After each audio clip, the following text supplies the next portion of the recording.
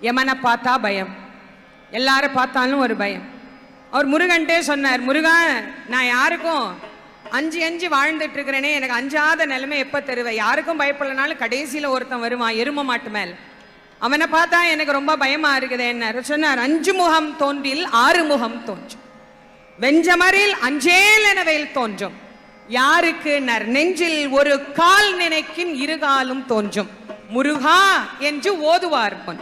நீ முருகான்னு ஒரு தரம் உண்மையா சொல்லு, அவன் உன் முன்னாடி வந்து நிப்பான்.